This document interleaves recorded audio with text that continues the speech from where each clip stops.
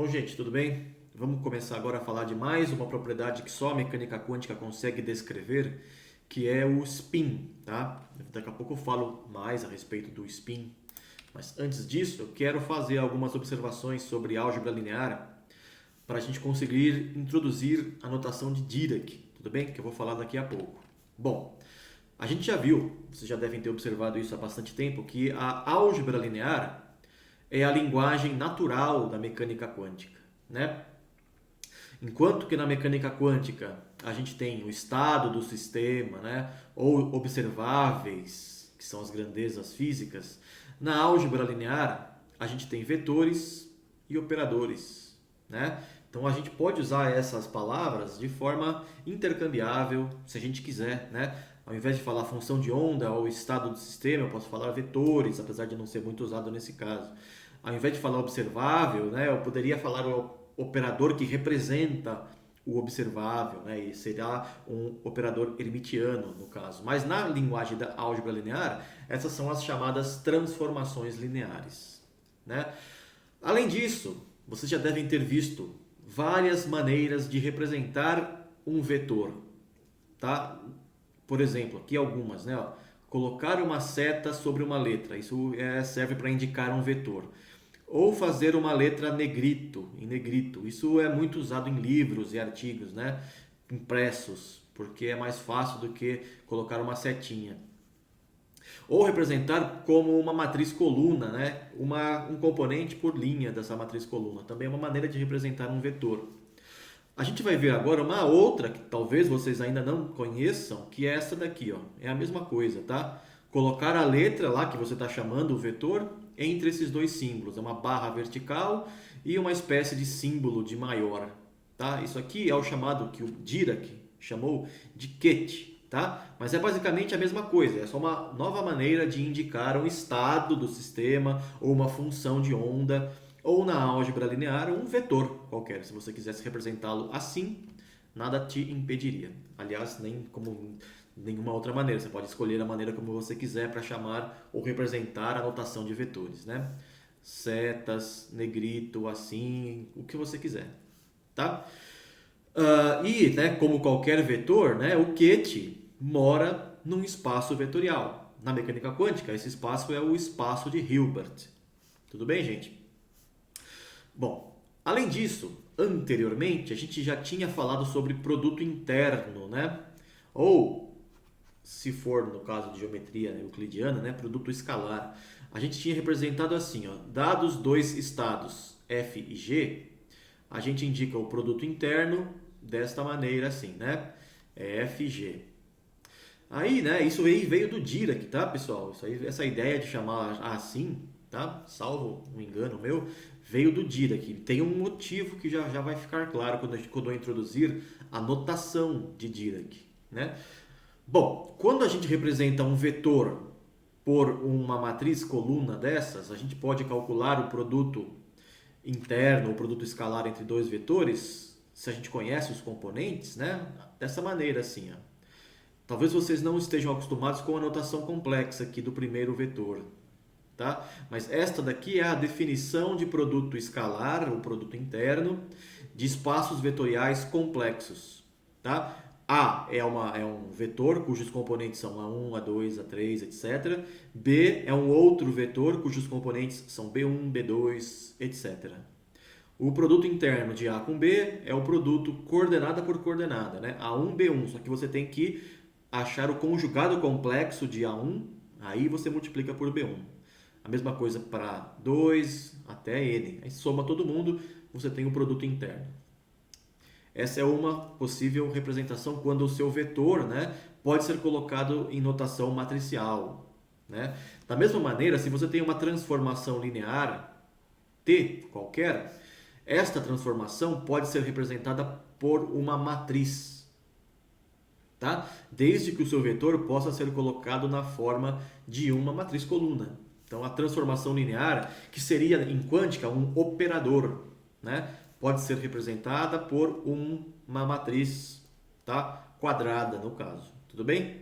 E tem que ser uma matriz hermitiana. Vou falar sobre matrizes hermitianas um pouco mais para frente. Tudo bem, gente? Então essa aqui, né, só para lembrar vocês que existe sempre uma equivalência entre mecânica quântica e álgebra linear. Bom, daí vem a notação de Dirac, onde os qubits serão muito importantes. Tudo bem, gente? Então, na notação de Dirac, tá? Como eu disse antes, a função de onda é representada por um qubit, tá? Então, a gente está acostumado por esta notação aqui, né? O usual, né? Uma função. A função de onda pode depender de números quânticos. N, poderia ter mais, por exemplo, no átomo de hidrogênio, né?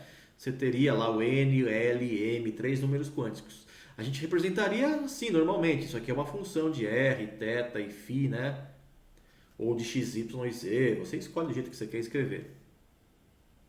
Agora, na notação do Dirac, a gente pode fazer uma simplificação. Nada mais é do que uma simplificação a notação de Dirac. Ao invés de escrever tudo isso, que dá trabalho, né? O Dirac resolveu escrever só assim, ó. Coloca entre os símbolos do QT os números quânticos que você precisa. Porque o psi, né? Veja bem, o psi aqui é uma letra que indica a função de onda, mas ela é supérflua, né? O que importa são os números quânticos realmente, né? Você tem que saber montar a função de onda a partir dos números quânticos.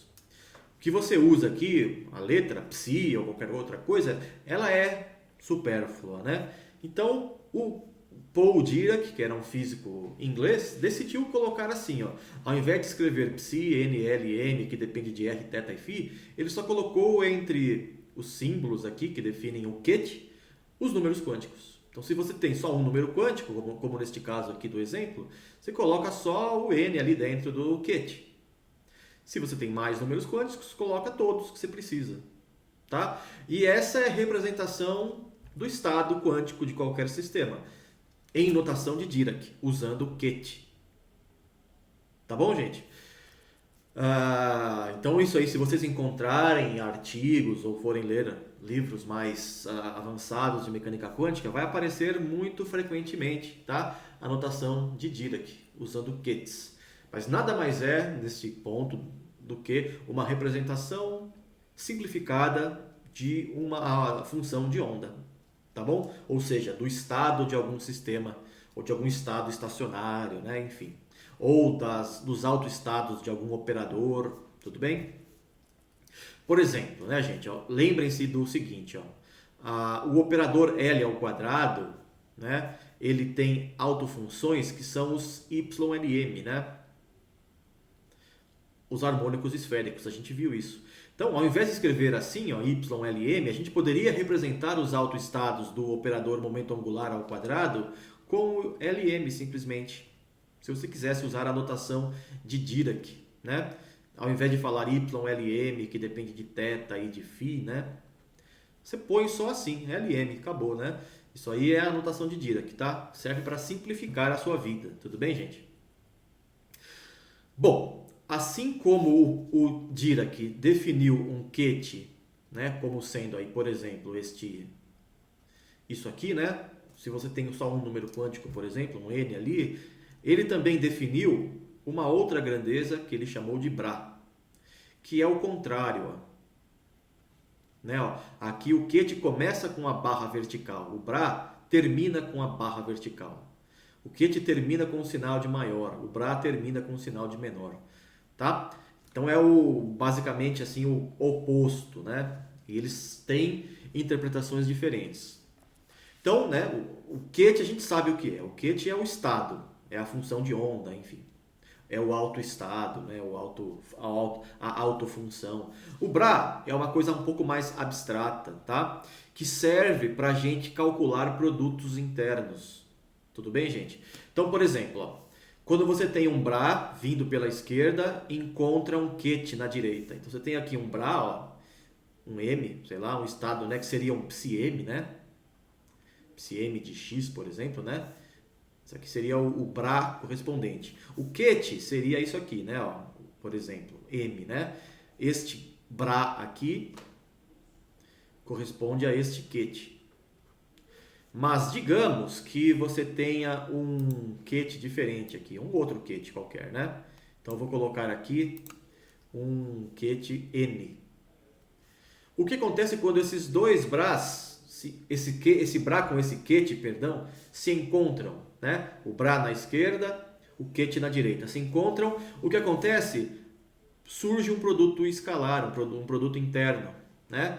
Veja que você pode eliminar um dos riscos verticais, né? Quando eles se encontram. Você tem um Bra aqui, né? E aí encontra um Ket do outro lado. Um desses riscos aí é supérfluo, você pode apagar um deles. E aí surge naturalmente, na notação de Dirac, né, um produto interno. Então, na notação de Dirac, um produto interno é o encontro de um Bra na esquerda com um Ket na direita. Forma, assim, um produto interno. Tudo bem? Então, né, reparem que o Bra é uma entidade um pouco mais abstrata do que as outras, né, que serve só para você conseguir montar um produto interno. Tudo bem? Basicamente é isso, tá? Então reparem, né, que você já estava usando a notação de Dirac desde o começo do curso, sem saber, né? Porque, não, desde o começo do curso eu não digo, né? Mas desde que eu introduzi o produto interno na aula sobre formalismo quântico. Você já estava usando a notação de Dirac, pelo menos parte dela, né? Ao montar produtos internos, né? Nessa forma, assim, ó, Psi-N, produto interno com Psi-N.